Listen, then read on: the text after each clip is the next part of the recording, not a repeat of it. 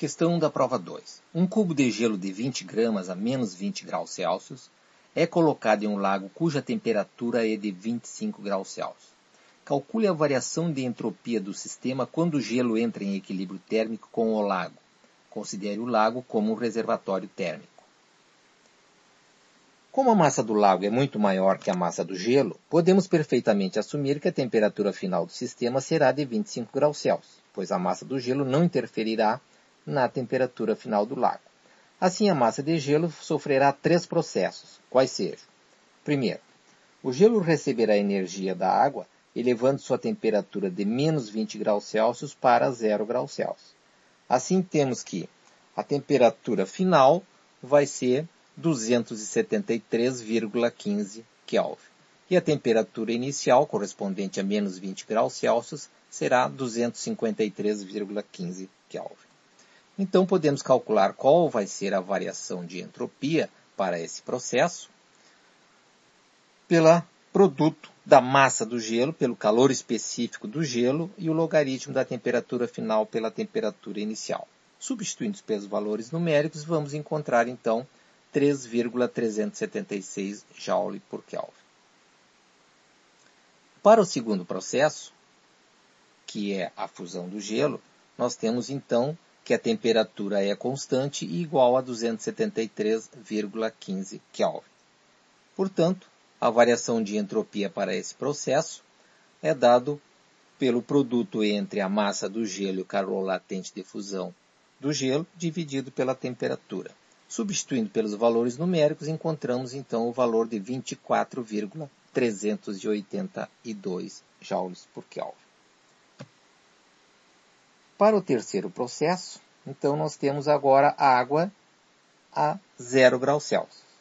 Vamos calcular qual vai ser a variação de entropia para trazer essa massa de água para a temperatura final, ou seja, mais 25 graus Celsius, que é igual a 298,15 Kelvin. A temperatura inicial será então a de 0 grau, que é 273,15. Para isso, então, nós temos que a variação de entropia vai ser dada pela massa do gelo, porém agora nós estamos usando o calor específico da água, porque nós já estamos com esse gelo transformado em água. Logaritmo de Tf sobre Ti.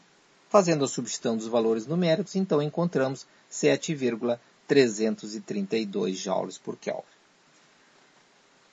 Para sabermos então qual foi a variação total da entropia do gelo, basta somarmos todas essas variações de entropia calculadas antes.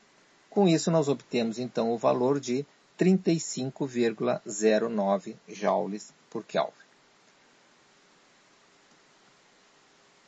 Para calcularmos então agora a variação de entropia do sistema, devemos calcular qual foi a variação de entropia do lago. Para tanto, devemos calcular qual foi a quantidade de energia que o lago cedeu para a massa de gelo sofrer as transformações até o equilíbrio térmico do sistema ser alcançado.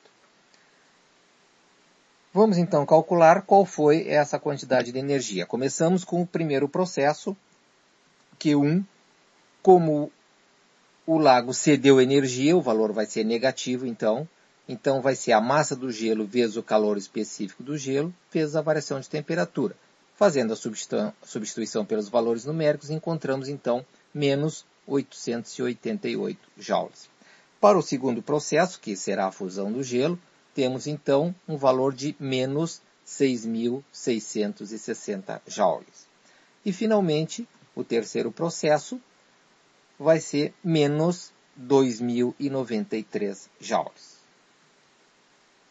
Somando tudo, então encontramos o valor da quantidade de energia que o lago entregou ao gelo, de menos 9.641 joules. E a temperatura final do lago, 298,15 Kelvin. Com isso, podemos tranquilamente calcular a variação de entropia do lago, que vai ser dada exatamente QL dividido pela temperatura do lago. Com isso, encontramos o valor de menos 32,336 joule por Kelvin. Assim, podemos agora então calcular qual foi a variação total da entropia do sistema. Isto nos dá então a soma algébrica dos dois valores encontrados de 2,754 joules por Kelvin.